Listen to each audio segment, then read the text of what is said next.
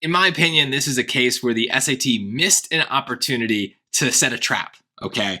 Most people are gonna look at this and they're, without even reading the question, they're just gonna be like, oh, I know what they want. They want the value of X. And this whole piece here is a straight line, a set of supplementary angles. So the X is gonna be 180 minus 142, which is 38.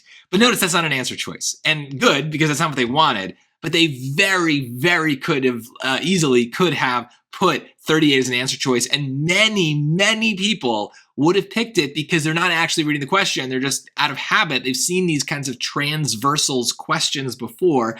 They know that they have to move around that shape. They know all the relationships and all the formulas they need to do that, but that's not what they wanted. They want something weird here, actually.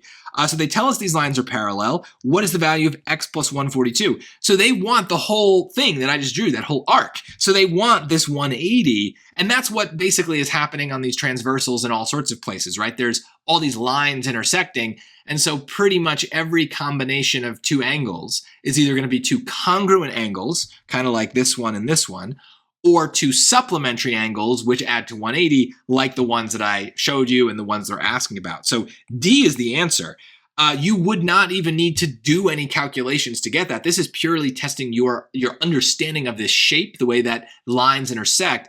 But again, I think they missed an opportunity to play a little trick and to teach people a lesson in reading the question carefully instead of just going with the question that you've kind of remembered from past testing experiences. But I do want to warn you about that because they do it in other places. If they didn't do it here, they will do it somewhere else. So that number 38, if you had any temptation to pick it and you were looking for it as an answer, you got saved here. And that is rare. That will not always happen. In fact, in most cases, I think they will put that trap and you will get caught. So make sure you always read and give them what they want. Give them what they're asking for, not what you just expect them to be asking for.